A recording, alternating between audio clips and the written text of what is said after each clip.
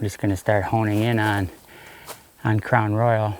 Like I said, you gotta deal with the disasters. We said that this whole summer. Not a moisture in there. Make sure you keep subscribing, keep tuning in, because we're going to continue this thing right through the whole year. So the next episode will be in Montana, and hopefully we're looking at 400-inch bulls. We'll see you there. Got a couple big limbs I got to cut down. This Vail saw is perfect for that. All right, well, time to finally get some of the amazing grains in the ground. That's all 4 of the spots planted and all ready to go for our 4 big deer here. And this buck, which I don't really have a name for him either, I think we'll call him Crown Royal. Sporky, what's in this box is going to be your demise. Well, welcome back, everybody. This is our last episode of the summer series before we start hunting, which I'm pretty excited about. We're leaving in another few days to head out west. But like I said in the last episode, I had a couple of bucks that were sitting on the fence on where I wasn't sure if I was going to leave them another year. But this one, you know, after looking at once they filled out completely, Gomez and this buck, which I don't really have a name for him either, I think we'll call him Crown Royal. You've got a big crown up there, and he was around a ton last year, but he kind of roams everywhere. So I'm gonna go look, and he's been using 2 feeders, and they're really a long ways apart. I mean, they're quarter mile or half mile maybe even apart, but there's just one big chunk of timber in the middle of the 2, and he's coming sometimes to the one on this side and sometimes the one on that side of it. But the thing is, I got a big cornfield point that goes down into that timber, and I'm just gonna look and see if I wanna move that feeder around the edge of the corn that kind of splits the 2, and see if I can get him coming there more often, because any place where I got corn, I can always cut out some of the edge, and likely the edge is already eaten, and get a wheat field in there, or amazing grains from Analogics field in there, and that's really what they want right away in October. But then I always like having those right up next to our cornfields where we can cut some of that corn or whatever, so they got green and grains right there touching each other. That's always the best. And so I'm just gonna go look along this cornfield right now. I'm gonna drive down along the edge and see what it looks like. If it looks like there's been a ton of deer in there already, like eating that corn, because there's an interior fence that goes through there, and we did cut a hole in it, you know, several years back when we got a stand right there too, for where they come out of that hole and come up into the corn. So I'm guessing that if we move a blind there, or if we move the feeder over there and get him coming there, it'll be a much easier spot to ambush him, you know, right away in October, or any time of the year actually. So there's another really big deer, and there's a nice buck running right there. But you know, we have lots of bucks that we're planning on targeting this year. I mean, because we take about 12 bucks, you know, with friends and, you know, our camera guys and stuff too, and people who get drawn to come and shoot. So we'll shoot 10 to 12, sometimes even a couple more bucks, depending on how many management deer we want to take and stuff. So most of them you kind of have setups for. You figure when we get to it, we'll get to it. But right now we're kind of looking at our top, you know, 4 top 5, and I want to make sure we're set up for those right away. The beginning of the season on October 1st, because some of these will change. You know, some that are super regular right now, and you're like, oh man, you got them, but they could change. You know, just like the Big Ten, and I don't know if we really picked a name for him, but I kind of like Twin Towers on it, because he's got the side-by-side 3s straight up, look like big Twin Towers on his side. Now he was down with Sporky, and now he moved completely back right up to where he's always been, and so we got to go set that spot up for him still. Put in the amazing grains, but I've been watching him for years, so I have him figured out pretty well. But now it's just getting the food up there, because they destroyed the corn. That's another cornfield that I lost up there, and that was normally the draw up there. So we got to kind of come up with another scenario up there, what we're going to do for him. But that's kind of our strategy. You know, in the summer I take my top few bucks and try to plan food plots and build everything around specifically for that one deer. You know, sometimes we've even, like on Gnarls, I even pushed in the field, a whole food plot for him, and it worked. And so normally if you pay close attention to where these deer are, and if you know them over the years, have a good idea where they live, and we never shoot anything till 5 or 6, so you kind of get a history of them, where they've been, where their home core area is, and put a specific food plot in there just for them. Normally super successful with that. So I figure if we do 4 or 5 of them now, at least by October 1st when we get back from out west and start hunting. Hopefully we'll have at least 2 of them that are still doing the exact same thing, and hopefully all of them, but you know, ideally. But you know, you're pretty certain if you do set it up for 4 or 5 of them that, you know, for at least for Tiffany and I, just kicking off the season, that you'll have 2 of them that are coming pretty regular and everything. And of course that'll depend on weather and everything else. But so right now I'm just going for Crown Royal here. Like I said, we're coming right along the edge of this corn here, and this cornfield dips right back into the timber. The one feeder that we just drove by, you could actually see it, that he was there all the time earlier, and now he's going to the one on the other side over there, more regular. But the end of this cornfield is right at the point, basically the crossing point, you know, straight across from both of those feeders. So I'm thinking about if I move that one down here and pull them in here, we'll have a much better setup. So we'll see what happens here, what it looks like down here, and we'll decide.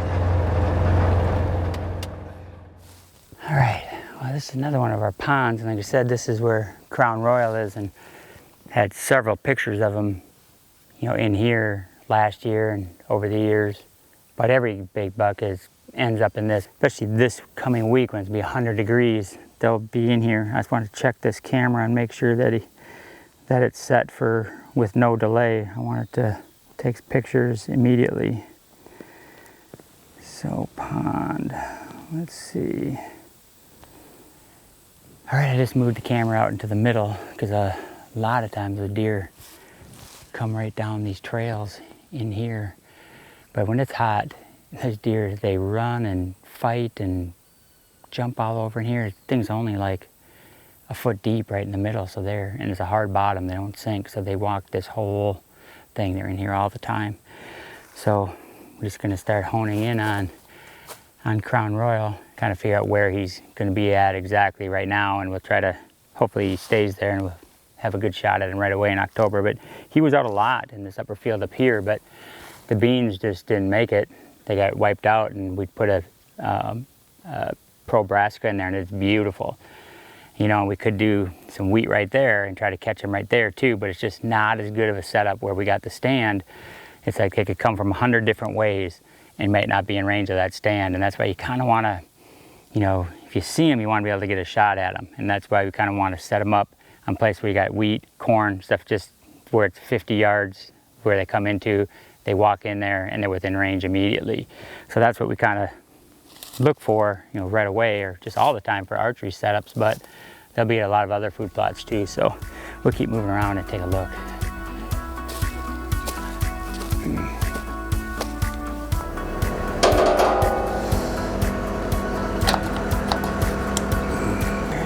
I was getting everything loaded up here. I'm ready to head over there and move that feeder and kind of get set up for Crown Royal. It's I don't know, I wouldn't say it's a long shot at all. It's just the middle of August right now. We have another month and a half to get him moved over there, and I kind of think they just love that feed, and from the analogics with that base mix in there, I mean, it just prevents our EHD. It does so much for us, and they just love it. Once you get them on there, they'll find it because you can smell it pretty easy, and I think we have enough time to move him over there. And he's been in that corn plenty as it is too, so it won't be any stretch. It'll probably take him a couple days or maybe even by tonight to find it, but at least we keep monitoring it and seeing, watching him see what he does, and hopefully we'll have him pegged in there, and by the time we talk October 1st, we'll have it all set up for him. But for now, I got a couple big limbs I got to cut down. This Vail saw is perfect for that.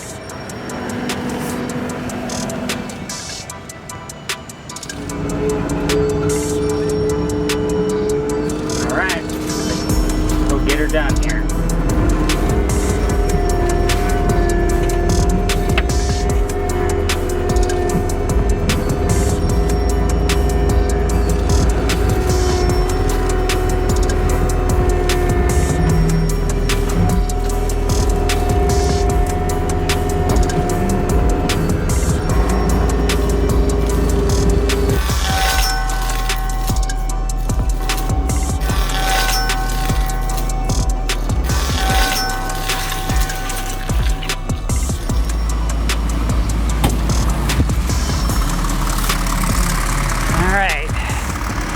We got the lane cleaned up here. You can see we can get the mower all the way through, and we'll mow out where we're going to put the feeder in here and probably some of the edge of this corn here. I'll have George hop out of there and I'll hop in and I'll just get some of this corn. I mean, they haven't eaten a lot of it down here, so what I'll probably do is just get something big enough for a little bit of wheat in here, and then we'll wait and cut the corn, you know, when we're once we've got them locked in here, and hopefully we can get them locked in here.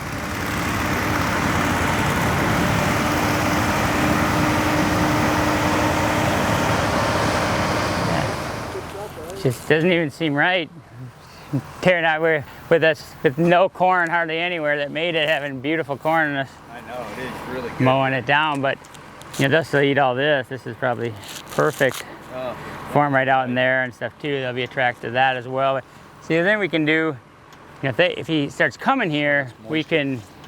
It tastes pretty good at this stage. Yeah, it's not bad. Then we can even mow a little bit more if we need to. Or that's, you know, heck, if we made the wheat field all the way up to here, I mean, that's right, a quarter-acre piece right there. I didn't realize that set was there.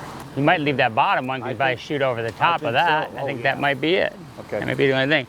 So we'll move that stuff out of there. Not a moisture in there.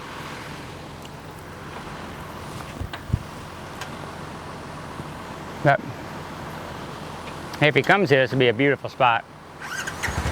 I mean, that'd be a slam dunk. From right there, I got some new Summit stands. I may have to swap those out. I'll probably not swap them out. Those have only been there for a few years, but I may have to swap out the straps and stuff, at least take a close look at them. Ew. Can't find them, grind them. So, tonight, I think I'm gonna just cut that whole section off of that tree and just get it out of there. I remember when we were putting it up, just sitting there with the pole, so I was trying to cut all that stuff. That's nice about having that Vail saw. You can just crunch it down. All right, well, I'll cut this one tree down, move that out of the way. We'll go put the feeder, and grab the feeder and the camera, and wait and see. Hopefully he shows up here.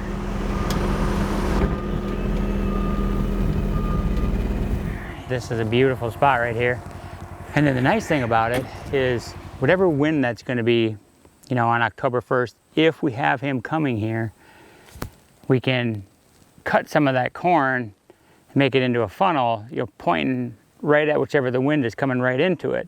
You know, so if it's right out of the north, you know, we can just cut at a point like this. So the wind is always blowing right into a blind. We can put a ground blind in there so we have a south wind and a north wind, and really any north or any south, even if it's a little east or a little west, it doesn't matter if you're in a cone shape back there, and even for in there. So that's normally what we do, is that's what's nice about being in a cornfield, that you can put a blind in there, you know, and cut it however you want to, for wherever that wind's going to be that first week, if he's showing up right here. So hopefully Crown Royal will start showing up here, and I have a pretty good feeling that he will.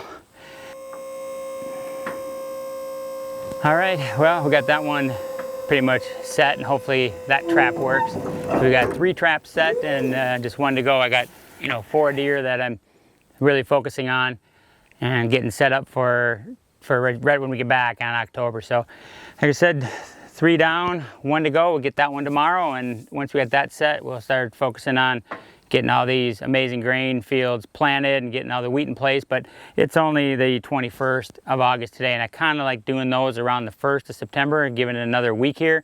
And especially this week is gonna be 100 degrees all week. It's no time to be disking anything or even mowing or doing anything. So, but next week it's supposed to be like high in the 70s on Monday, going from like 100 to 70. So hopefully we'll get a little rain on that cool front coming through, but then it's just normal temps again all next week. So we'll probably, right before we leave, start getting in some of these amazing grain fields, and those are the ones that are going to draw deer in, you know, October 1st right away. So we're wrapping up this project, 1 more to go, and off to Montana soon.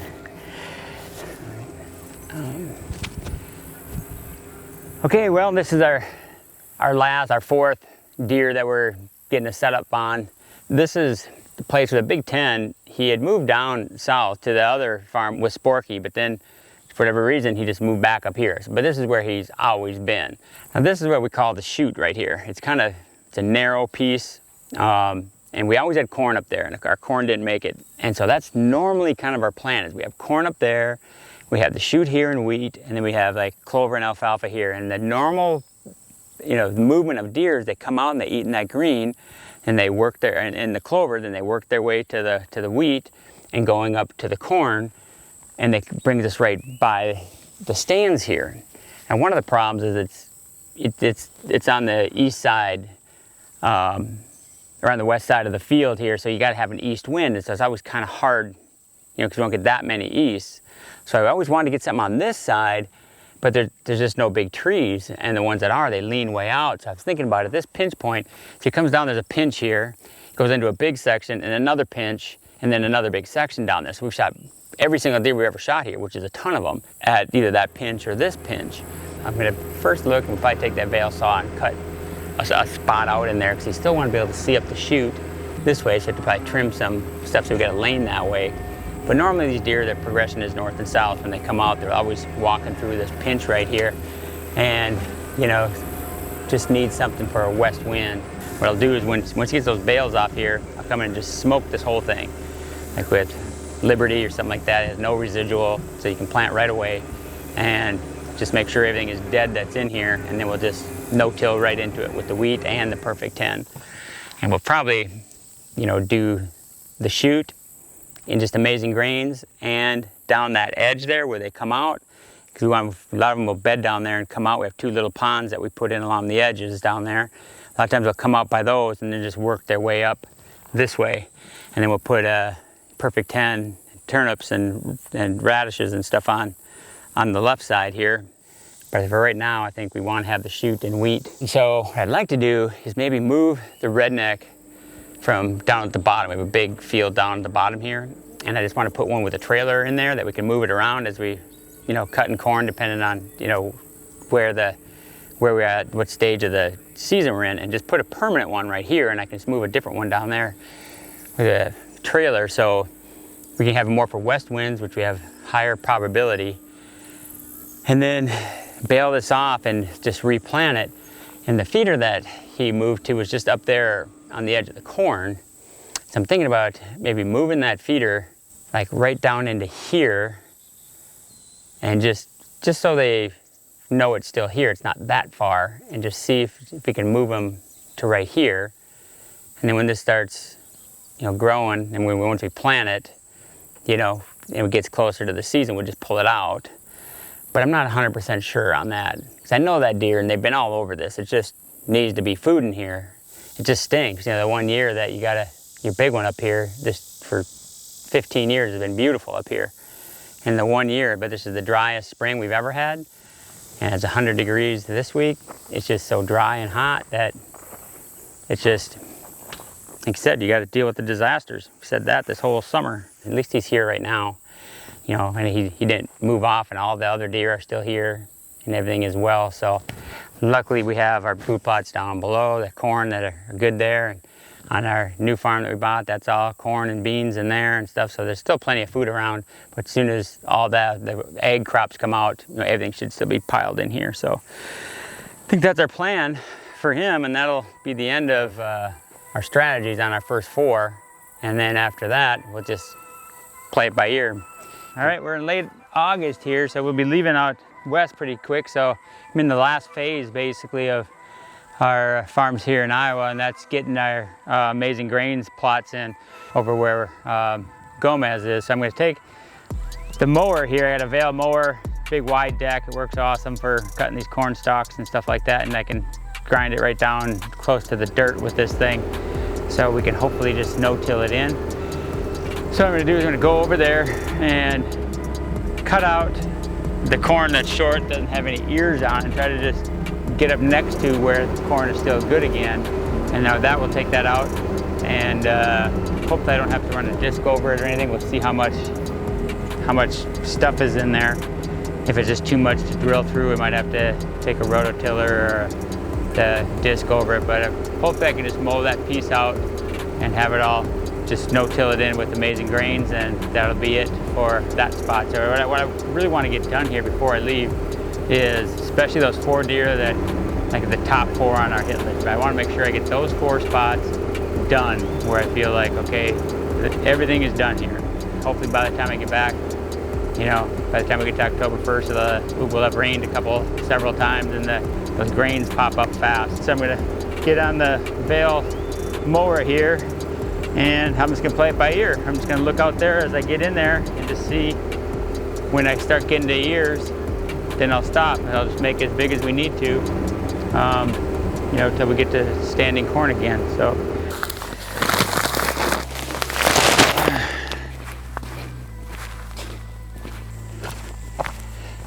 All right, well, time to finally get some of the amazing grains in the ground. We talked about before, you know, you always have a bunch of chances. It's not always over, but now we're at the point, I gotta leave in a couple days. After this planting, it's over. All right, well, Sporky, I hate to say it, I have a feeling that what's in this box is gonna be your demise.